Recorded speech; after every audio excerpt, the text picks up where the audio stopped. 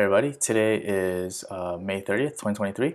Today we're going to talk about the price of Bitcoin. The whole strong narrative over the last couple of weeks has been the debt ceiling crisis and Congress trying to make a deal. And so far, over the weekend, they did come to a agreement on principle. Then they've drafted the details, and right now, Congress is basically trying to argue over the details of the plan and trying to see if we can get it passed by the deadline, right? And if it does pass, we'll see how that affects the market, or if it doesn't pass, we'll also see how that could affect the Bitcoin crypto markets, right? Before we begin, please read this disclaimer, and you can pause this video as you read it. Okay, so over the weekend, Congress came to agreement in principle, that they would raise the debt ceiling, but they're still trying to even out the details of what exactly is going to happen, right? So far, they've agreed to postpone the debt limit. They've raised the debt ceiling limit until 2025, right, early 2025, which will get them past the election year, which is next year.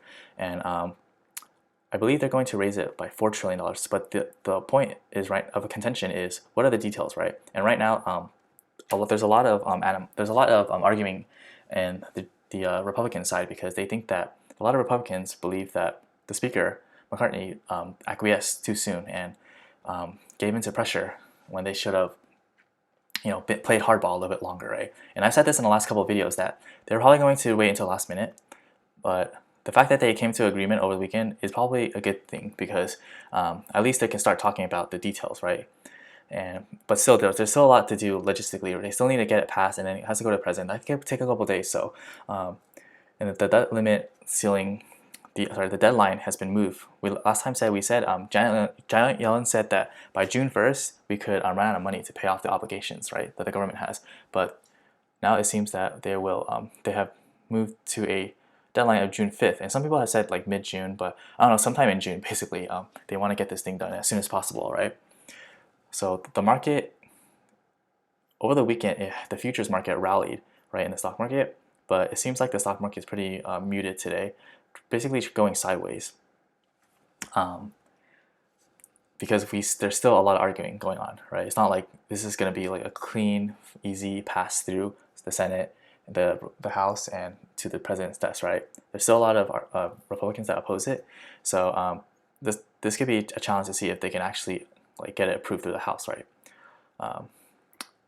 But in terms of, so how could that affect Bitcoin, right? So Bitcoin at this point generally follows the stock market, right? It's seen as a risk-on asset. So if the House isn't able to pass the debt ceiling deal, that could crash the stock market.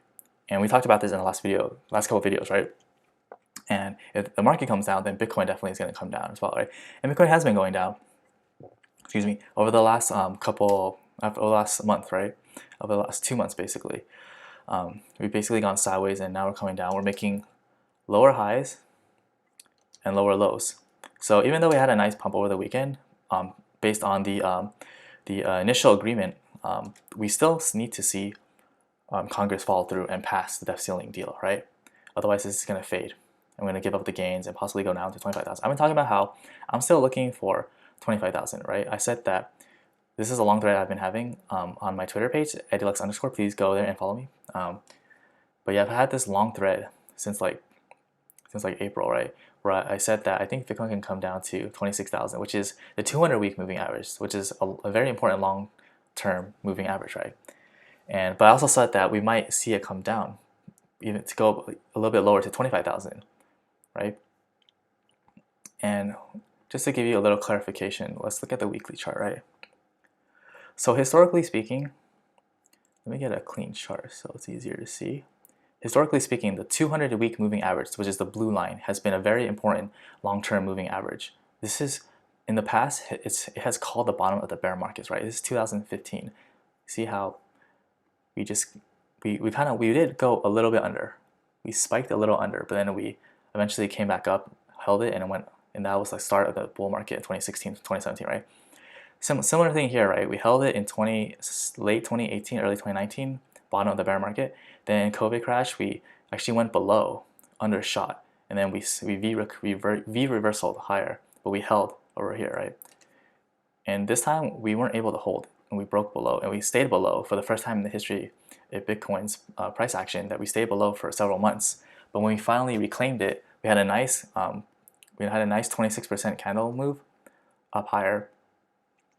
But the fact that we stay so below, I always felt that, the fact that we stayed so long below the 200 week, I've always felt like we wouldn't have an easy way up, right?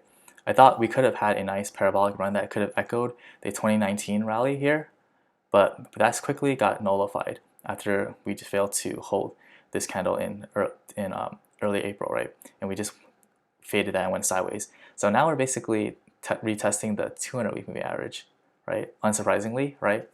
And I said that sometimes the price will actually overshoot and go below before, and that can like trick and scare people into thinking, oh, we're gonna go lower, right? When it really it's just that's the bottom and it reverses higher. And the reason why I chose 25,000 because it's below the 200 week, which would be a great place to scare a lot of long-term holders who, might think that, oh, now the trend's reversing. But 25,000 was also our local resistance level over this whole basically the last like 9 months, right? Over here, 25,000, 25,000. And so if you draw a line, you'll see that this is a strong resistance level, and usually resistance acts as a place to retest as support when the price comes down, right? So if we had 25,000 over here, right, and this is also another place where we had a brief resistance before pushing up higher, I could see the price having a healthy retest coming down to 25,000 before pushing up higher. Now this scenario is if the depth ceiling deal is not passed, right? If the depth ceiling deal is passed, then the price of Bitcoin will probably rip up higher. Now let's go back to our chart with the Fibonacci. We'll probably rip up higher, right? But like I said, we are still in a downtrend, right? Lower highs and lower lows. So we still need to give benefit of doubt to the bears.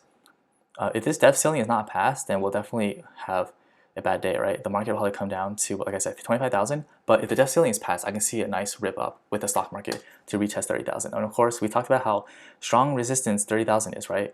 2020, 2021 bull market, we held 30,000 until we failed to hold it in 2022 bear market, right? Then we plunged. So when we're coming back to now in the new bull market, we're coming down to 30,000, and it's probably not going to be easy to push to because this was such a strong support level that we broke last year, right? So it's possible we can spend some time in 30,000 before pushing up higher, right? So even if the step ceiling is passed and everything is good, we can still see some strong resistance around 30,000, which coincidentally is also this Fibonacci resistance support level, right? And when you have confluences of support and resistance levels among different indicators, that usually strengthens the thesis, right? So the fact that we had Fibonacci level around 30,000 and we had 30,000, right? And of course we have the 100 week moving average, which is this gold line at around 32,000. That could be another point of strong resistance as well. So we have a lot of resistance level in the 30,000 handle, right? So 30 to 35,000 range. So even then, it not necessarily mean it's just going to rip up higher, right? We could have some resistance around this level. So right now, Bitcoin is in a tight range, and I'm not doing anything that's too aggressive. I do have some bids around 25,000. I also have some bids in the mining stocks, Riot Mara and stuff like that. But yeah, for now, I'm just waiting, relaxing, chilling, seeing what's going to happen in Congress. Are they going to pass it or are they not? And really letting the market come to me, right? And this is just my own strategy, and you have to do your own research, and it's not financial advice, right? Do your own research, have your own plan, make your own financial decisions, but that's just what I'm doing, right? I'm just waiting and letting the market potentially come to me. If it doesn't, if this is actually the bottom, then I'll reassess the situation, reevaluate, and see what I want to do, right? I do have a pretty full position anyway, so even if it goes up, I'll still be doing well. So yeah, so that is my, let's see, sentiment in Bitcoin right now is neutral. So of course it can go either way, right? It's not necessarily overbought or oversold. Again, this market is just going sideways with the stock market, right? I have another video on the stock market, and the stock market, and you can go see it's out on the same time as this video. It's been going sideways basically for a year. So right now we really want to pick a direction. We're basically poking our head above this, the range resistance of the range, right? It was 4,200, but still, in the past we haven't been able to hold it. So will this be the time that we hold it and go up higher, or is this going to be another fake out and potentially come down lower, right? So I think it all hinges on the depth ceiling, and if Congress is able to pass it, that's going to be great for the markets, and if not, of course it's probably going to come down, right? So the next week or two is going to be crucial, and there's really not going to be much of a catalyst until the depth ceiling dilemma is resolved, right? So I'll definitely keep you updated, and we'll see if the stock market can react positively to this and at the same time bring up the price of Bitcoin, right? Because Bitcoin does follow the stock market at this point. So if this debt ceiling is resolved, we can definitely see a nice push up to 30,000, which is I think is going to be our next resistance level. If not, I think we can come down to 25,000, which is of course a level that I've been waiting for a while now, right? And I think that in this type of market where it goes sideways, it's important to be patient and not try to force trades to happen. I see a lot of people forcing trades, using leverage, thinking they're going to capture small movements up and down. But honestly, at this point, it's really hard to tell because we're not really sure what's going to happen, right? There's still a lot of opposition. We had a lot of optimism over the weekend when we finally had an agreement. But even now, like the Republicans are still, they're opposing a lot of what's in the bill. So it's not 100% done deal. It's not 100% guarantee. It's not going to be like, oh, this is easy, we're going to pass it and sign it and everything's good. This is why the market isn't necessarily rallying like crazy, right? It's pretty going sideways. There's still a lot that has to be done, and there's still a lot of news that could be factored into that hasn't been priced in, right, to the markets here, in the traditional markets and the crypto markets. So definitely have to wait. I'll do another update on Thursday. Hopefully there's more news by then. But yeah, if there isn't, then it is what it is. Hopefully they'll get something done by the June 5th deadline, they're saying, right? June 5th deadline.